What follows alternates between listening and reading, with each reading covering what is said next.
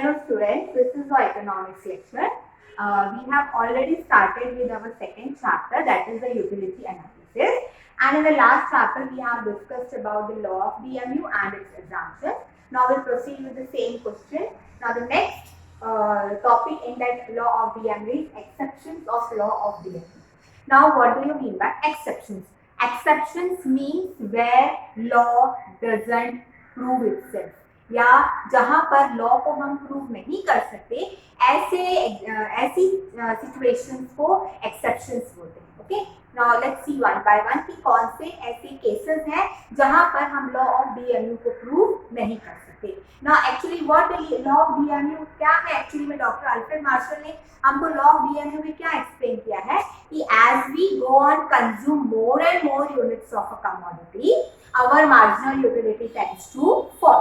क्या बताया है उन्होंने कि जैसे जैसे हमारा कंजम्पशन होगा, जैसे जैसे हम कंज्यूम करेंगे, हमारी मार्जिनल यूटिलिटी क्या होती जाएगी? विद एवरी एडिशनल यूनिट हमारी मार्जिनल यूटिलिटी कम होगी. That is what doctor Alfred martial ने अपने लॉ ऑफ डीएमयू में एक्सप्लेन किया है. बट कुछ केसेस ऐसे हैं जहां पर ये लॉ ऑफ डीएमयू एप्लीकेबल नहीं है. अब ये कौन से केसेस हैं? Let's discuss one by one. Now very first is your hobbies. Now what do you mean bye hobby?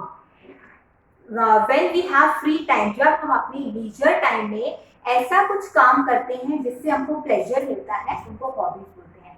Now people have different type of hobbies like stamp collection, coin collection, painting collection, singing, reading etcetera. बहुत सारी different type of hobbies होती हैं लोगों को. अभी hobbies is an exception to the law of DMU. Now why hobbies an exception to the law of DMU? Let's take very simple example कि what the law of DMU is saying कि with every additional unit marginal utility will fall.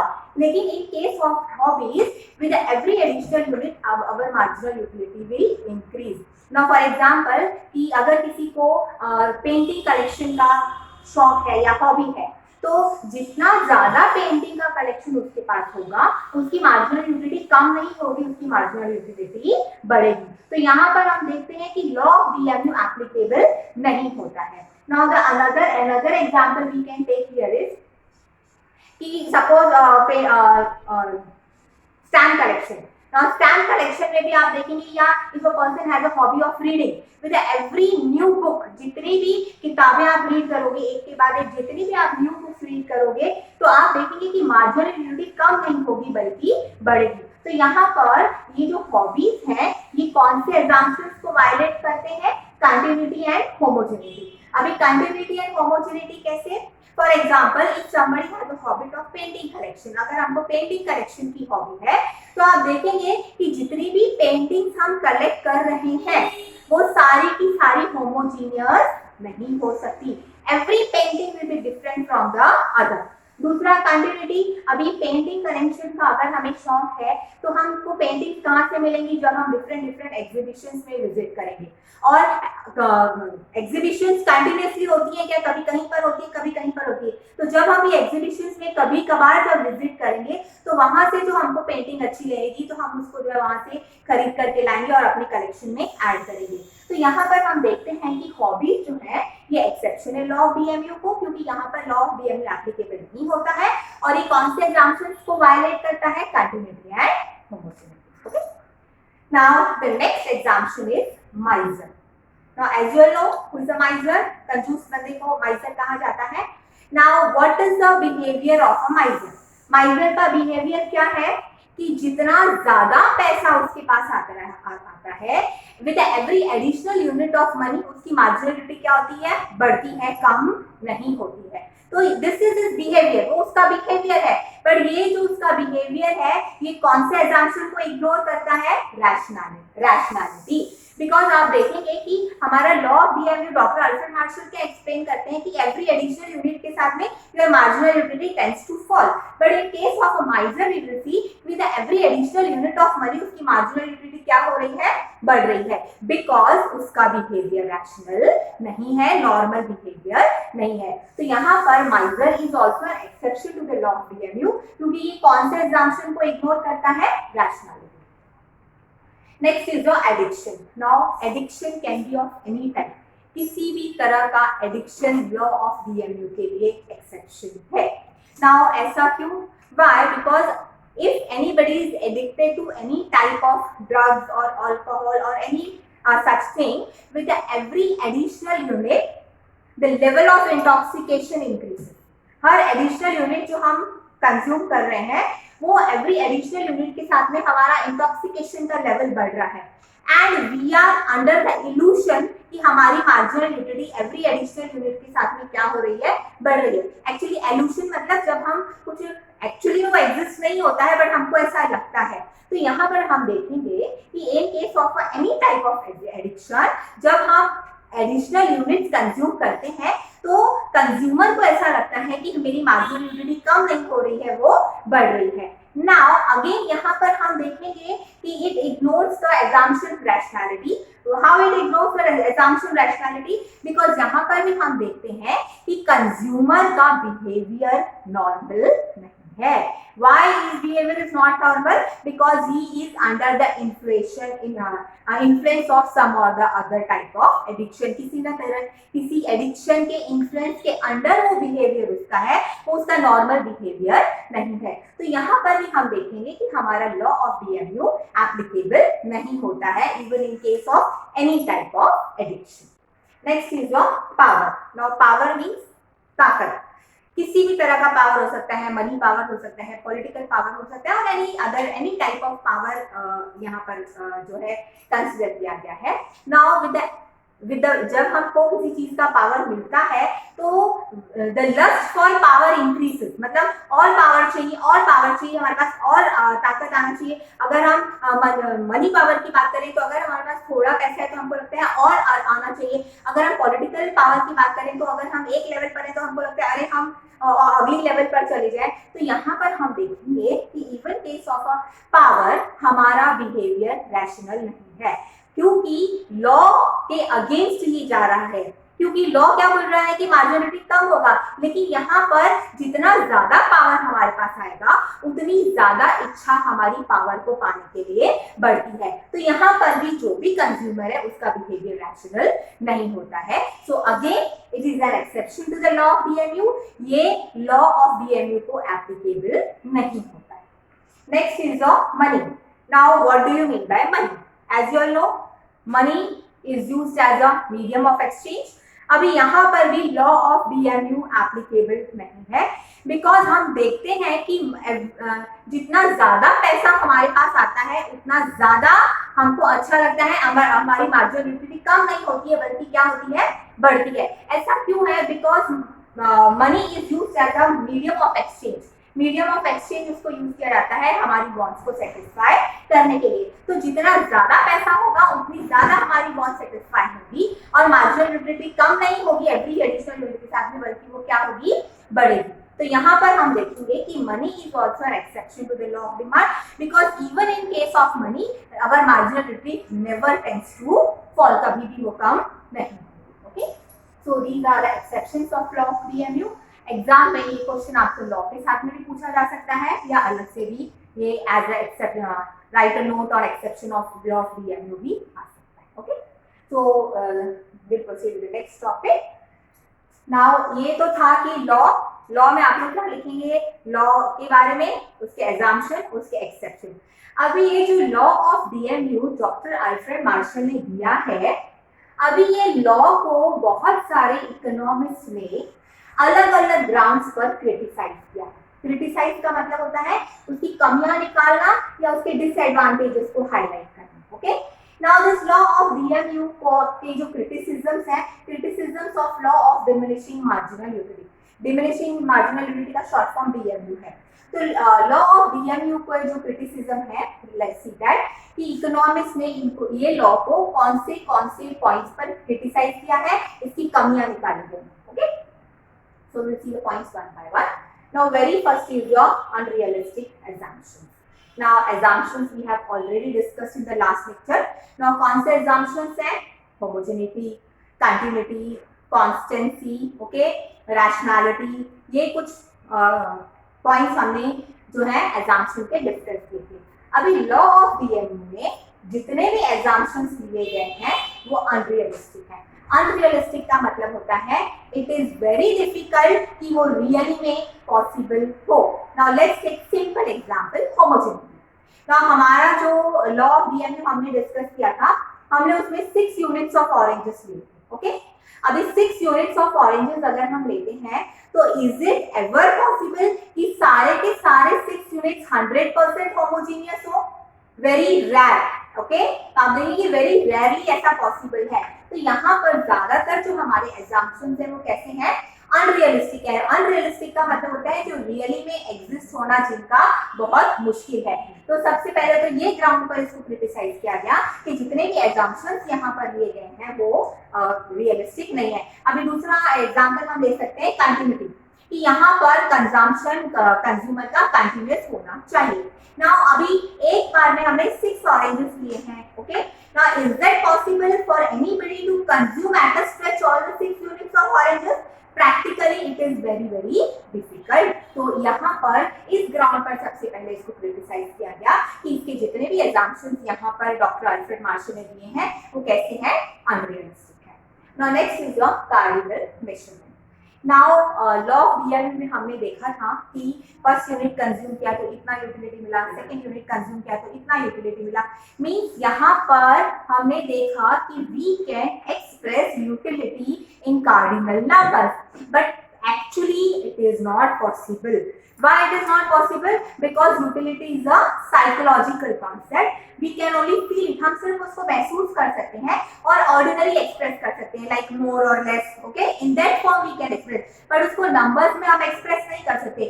But law के मामले में हमने ये assume किया है कि utility को cardinally measure किया जा सकता है, which is actually very very difficult since it is a psychological concept. Next is your indivisible and bulky goods. Now यहाँ पर law of DMU is applicable only in case of such goods which are divisible, okay?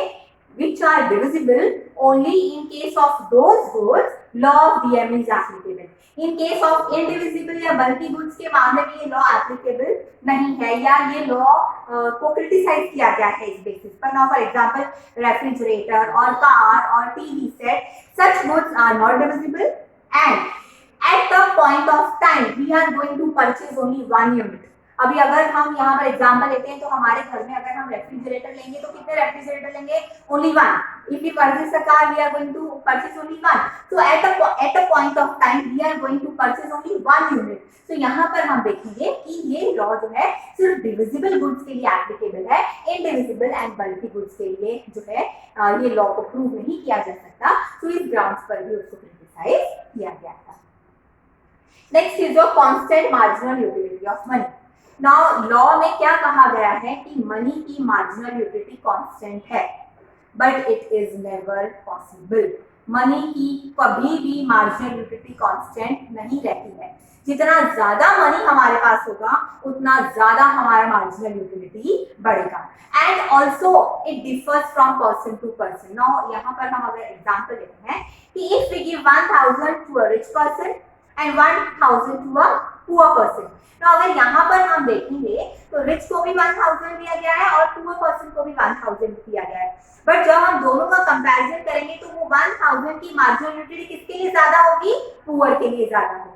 तो यहाँ पर हम देखते हैं कि law में जो कहा गया है कि मार्जिनल यूटिलिटी कांस्टेंट रहेगी, actually it is not possible कि मार्जिनल यूटिलिटी मनी की कांस्टेंट रहे। Last point is a single bond. अभी लॉ ऑफ डीएमयू क्या बोल रहा है कि consumer eight a point of time single bond को सेटिस्फाई करने की कोशिश करता है। बट अगर हम रियलिटी में देखेंगे तो रियलिटी में कंज्यूमर अपनी बहुत सारी वांट्स को eight a point of time satisfy करने की कोशिश करता है। मतलब एक ही बार में एक ही वांट सेटिस्फाई नहीं करता है, एक ही बार में वो अपनी बहुत सारी वांट्स को in reality try to satisfy many wants at a point of time. जबकि लॉ में क्या कहा गया है कि at a point of time consumer अपनी सिंगल वांट को सेटिस्फाई करने की कोशिश करता है, बट रियलिटी में ऐसा नहीं होता है। Okay, so these are the few points of criticism जिसके ये पॉइंट्स के बेसिस पर ये लॉ को क्रिटिसाइज किया गया है। कौन से पॉइंट्स है? Unrealistic assumption, okay. उसके बाद में second is cardinal measurement which is not possible because since it's a psychological concept. indivisible and bulky goods, this law is not applicable या इसको हम इन गुड्स के मामले में प्रूव नहीं कर सकते, सिर्फ ये कौन से गुड्स के मामले में प्रूव किया जा सकता है, इन केस ऑफ डिविजिबल गुड। और मनी का मार्जिनल यूटिलिटी कांस्टेंट रहना चाहिए, actually which is never possible. और उसके बाद में सिंगल बॉन्ड मींस कंज्यूमर एक बार में अपनी बहुत सारी बॉन्ड को सेटिस्फाई करने की कोशिश करता है, ना कि एक सिंगल बॉन्ड को। So on these grounds this law has been criticised by the economist. Okay, now will continue with the next topic, significance of law of DMU. अभी ये जो लॉ ऑफ डीएमयू है इसका क्या सिग्निफिकेंस है या इसकी क्या इंपॉर्टेंस है। अभी ये लॉ किन लोगों के लिए यूजफुल है, किन के काम का है ये लॉ, ये सिग्निफिकेंस में एक्सप्लेन किया गया है। ओके, अभी देखते हैं कि ये लॉ किन लोगों के लिए इंपॉर्टेंट है। ना सबसे पहला है यहाँ पर कंज्यूमर। कंज्यूमर मीन्स वी, हम सब लोगों के लिए ये लॉ हमारे लिए यूजफुल कैसे। ना यहाँ पर with the help of this law, ये लॉ की मदद से कंज्यूमर अपने लिमिटेड रिसोर्सेज की मदद से अपनी अनलिमिटेड वांट्स को सेटिस्फाई करने की कोशिश करता है, अपने कंजम्पशन को डाइवर्सिफाई करके। That means eight a point of time, यहाँ पर हम देखेंगे कि कंज्यूमर के पास रिसोर्सेज कैसे हैं, बहुत ही लिमिटेड है, ओके, लेकिन उसकी वांट्स कैसी है, वो अनलिमिटेड है। तो ये लॉ के बेसिस पर ये जो लॉ डीएमयू दिया गया है, ये लॉ को यूज करके कंज्यूमर अपने लिमिटेड रिसोर्सेज को अपनी बहुत सारी वांट्स को सेटिस्फाई करने के लिए यूज कर सकता है। Okay, so next is useful to the government. Now this law is also useful to the government in different ways. Now अब ये कौन से different ways में useful है गवर्नमेंट के लिए। सबसे पहला है progressive tax policy. Now with the help of law of DMU, government progressive tax policy decide कर सकता है। Now what is this progressive tax policy? Progressive tax policy का मतलब होता है imposing tax as per the income of the people. If the income is more, tax rate will be more. If the income is low, tax rate will be low. That is the meaning of progressive tax policy. So with the help of this law, इस तरह की tax policies government adopt कर सकती है। उसके बाद में trade policy. Now what do you mean by trade policy? Trade policy means rules and regulations for import and export trade. Okay? So even law of DMU government को import and export के लिए कौन सी trade policies बनानी है, tariff rate and other things जो है decide करने में help करता है।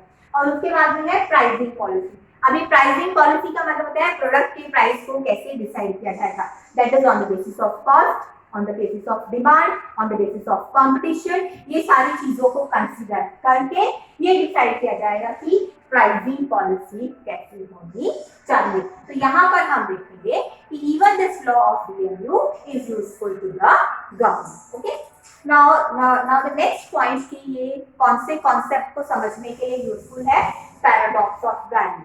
नाउ ये जो पैराडॉक्स ऑफ वैल्यू पॉइंट है, ये एग्जाम में शॉर्ट नोट के लिए भी आ सकता है, 3 मार्क्स के लिए या डेफिनेशन के लिए भी आ सकता है। अब ये पैराडॉक्स ऑफ वैल्यू में हम दो कॉन्सेप्ट समझते हैं, value in use and value in exchange. Now what do you mean by value in use. अभी कुछ चीजें ऐसी हैं जिनका वैल्यू इन यूज बहुत ज्यादा है बट वैल्यू इन एक्सचेंज बहुत कम है, जैसे कि वाटर, सनलाइट, एयर। अगर हम ये चीजों को लेंगे तो actually they are very useful for, लेकिन उसका वैल्यू इन एक्सचेंज ऑलमोस्ट क्या है, वेरी लो है या जीरो है। उसके बाद में जैसे कि वाटर, एयर, ओके, ये सारी चीजें given to us free of cost by nature, तो इनका value in exchange almost zero है। तो यहाँ पर इनका वैल्यू इन यूज कैसा है, बहुत ही high.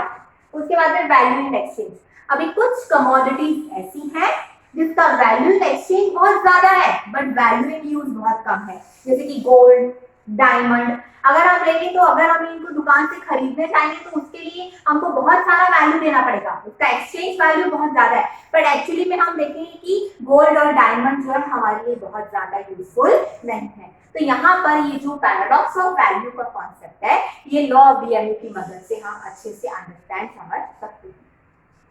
Last is the basis of law of demand.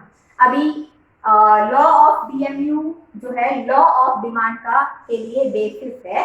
कैसे, अभी what the law of demand के लॉ ऑफ डिमांड में क्या बताया गया है कि प्राइस कम होगा तो डिमांड बढ़ेगी, ठीक है, प्राइस कम होगा तो डिमांड बढ़ेगी। अभी जब कंज्यूमर कंटिन्यूसली कंज्यूम कर रहा है तो जब उसका कंजम्पशन हो रहा है तो मार्जिनल यूटिलिटी क्या हो रही है, विद एवरी एडिशनल यूनिट हमारी मार्जिनल यूटिलिटी कम हो रही है। और जब मार्जिनल यूटिलिटी कम हो रही है तो कंज्यूमर ज्यादा कब परचेज करेगा, जब प्राइस कम होगा। तो जब प्राइस कम होगा then only he will purchase more. तो यहाँ पर ये जो लॉ ऑफ डीएमयू है ये लॉ ऑफ डिमांड के लिए भी बेस काम करता है। Okay, after criticisms, now the next topic we are going to start with the relationship between total utility and marginal utility. Now since the total utility and marginal utility, both the concepts are interrelated. Now this is one of the very important questions frequently asked in the exam for 4. Okay, now relationship between total utility and marginal utility, let's see with the help of the schedule. Now TU means total utility and MU means marginal utility. Now in this schedule we can see here it is, we have shown units 1, 2, 3, 4, 5, 6, 7. In this column it's total utility and in this column it is marginal utility. Now let's see one by one what is the relationship between TU and MU. Now here we can see when we consume the first unit our marginal utility is 10 units. But when we consume second unit, marginal utility becomes 8 units. So here we can see कि marginal utility tends to fall. With every additional unit यहाँ पर हमारी marginal utility क्या होती जा रही है, कम होती जा रही है। लेकिन यहाँ पर हम देखेंगे कि हमारी total utility is increasing. But how it is increasing? It is increasing at a diminishing rate. Diminishing rate का मतलब है कम कम होकर के वो बढ़ रहा है। अभी अगर हम मार्जिनल यूटिलिटी और टीयू को देखेंगे तो फर्स्ट यूनिट में दोनों मार्जिनल यूटिलिटी भी 10 यूनिट्स था, टोटल यूटिलिटी भी 10 यूनिट्स था।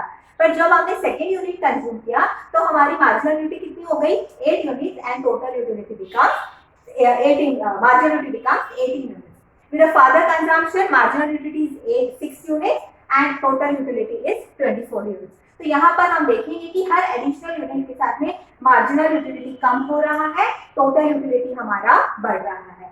लेकिन अभी यहाँ पर हम देखेंगे eight a point of unit, एक पॉइंट पर आकर के यहाँ पर हमारी total utility becomes 30 and marginal utility becomes 0. That means this point is known as point of satiety. Point of satiety का मतलब है where the consumer is fully satisfied. यहाँ पर consumption जो है करने के बाद में कंज्यूमर का जो सेटिस्फैक्शन है वो कंप्लीट हो चुका है। बिकॉज हम देखेंगे कि अगर इसके बाद भी वो यूनिट्स कंज्यूम कर रहा है तो उसकी एमयू कितनी हो गई है, 0। तो फिफ्थ और सिक्स्थ पॉइंट पर दोनों पर हम देखेंगे कि टोटल यूटिलिटी यहाँ पर भी 30 है, यहाँ पर भी 30 है। मतलब even after consuming the sixth unit उसकी टोटल यूटिलिटी बढ़ी नहीं है। दैट मीन्स यहाँ पर कंज्यूमर का जो सेटिस्फैक्शन है वो मैक्सिमम है, he has reached his level of satiety. Now अगर after this point also consumer will continue with the consumption तो वो कंजम्पशन उसको सेटिस्फैक्शन की बजाय डिससेटिस्फैक्शन देगा। Now here we can see कि when he consumes the seventh unit marginal utility becomes -2। -2 का मतलब है ये क्या हो गया है, डिसयूटिलिटी हो गई है। मतलब यहाँ पर कंज्यूमर का डिससेटिस्फैक्शन हो रहा है। तो जो रैशनल कंज्यूमर है उसका बिहेवियर कैसा होगा कि पॉइंट ऑफ सेटिएटी के बाद में वो कंजम्पशन नहीं करेगा, क्योंकि अगर ये पॉइंट के बाद भी वो कंज्यूम करता है तो उसका सेटिस्फैक्शन डिससेटिस्फैक्शन में कन्वर्ट हो जाएगा। Okay, now this schedule we have to present with the help of a diagram. Now in this diagram we can see कि this is your X axis, this is your y axis. On the y axis हमने क्या दिखाया है, total utility and marginal utility, and on the x axis हमने दिखाए हैं units of commodity 1 2 3 4 5 6 7 और यहाँ पर हमने TU और MU दिखाया है। अभी यहाँ पर हमको ये पूरी schedule को plot करना है और diagram बनाना है और इसको explain करना है कि what is happening to TU and what is happening to MU. Now in this diagram we can see the TU curve and MU curve both starts from the same point. Both starts from the same point. ऐसा क्यों है? Because first unit पर दोनों जो है TU और MU क्या है, सेम है। तो यहाँ पर हम देखेंगे कि टीयू कर्व और एमयू कर्व दोनों सेम पॉइंट से स्टार्ट हो रहे हैं। Now as we go on consume, जैसे जैसे हमारा कंजम्पशन बढ़ रहा है, मार्जिनल यूटिलिटी की कर्व जो है नीचे की तरफ जा रही, फॉलिंग डाउनवर्ड, जो क्या दिखा रहा है कि मार्जिनल यूटिलिटी हर एडिशनल यूनिट के साथ में क्या हो रहा है, कम हो रहा है। So the every additional unit marginal utility tends to fall, whereas our total utility tends to increase. यहाँ पर हमने देखा कि every additional unit के साथ में हमारी total utility क्या हो रही है, बढ़ रही है। तो यहाँ पर हम देखेंगे कि TU curve move upward, which shows कि with the every additional unit of consumption, our total utility is increasing. But here you will see कि at a point of time our total utility has become maximum and marginal utility has become zero, जो कि मैंने आपको already बताया था कि it is known as the point of satiety. Point of satiety means consumer has reached the level of satisfaction. Now he is completely satisfied.